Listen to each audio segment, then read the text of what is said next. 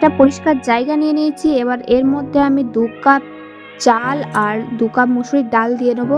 আমি প্রথমেই বলি, আমরা যে চালের ভাত খাই ওকে আমি সেই চালেরই সেরেল্যাকটা করে খাওয়াই। তো চাল আর ডাল নিয়ে নিয়েছি। এবার আমি নিয়ে নেবো হাফ কাপ মতো বরবটি, হাফ কাপ মতো বাদাম, আর দেব আমন্ড বাদাম 6-7টা আর কাজু বাদামও 6-7টা। এবার এটাকে আমি ভালো করে জলে অনেকবার করে ধুয়ে নেব।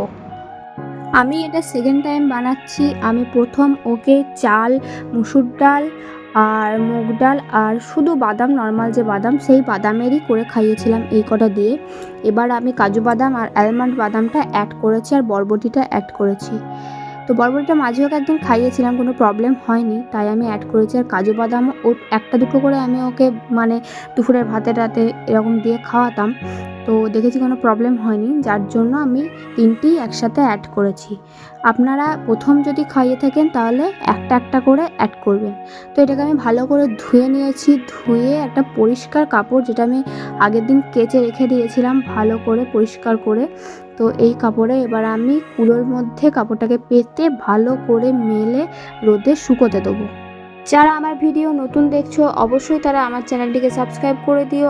আর আমার সকল বন্ধুদের জানাই আমি একটা নতুন চ্যানেল খুলেছি যার নাম কিছু কথা কিছু গল্প। তো আমার চ্যানেলটিকে অবশ্যই যেন সবাই খুব সাবস্ক্রাইব করো, শেয়ার করো। আমি চ্যানেলের লিঙ্কটা ডেসক্রিপশন বক্সে দিয়ে দেব। তো আমার এটা মেলা হয়ে গেছে, এবার এটা আমি রোদে শুকোতে দেবো।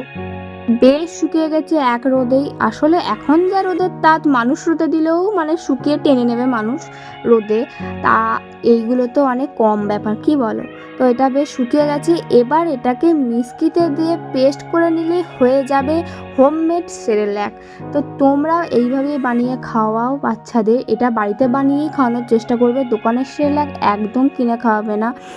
তো আজকের ভিডিওটা আমি এখানেই শেষ করলাম। ভিডিওটা ভালো লাগলে অবশ্যই লাইক, কমেন্ট, শেয়ার, সাবস্ক্রাইব করে দিও। টাটা।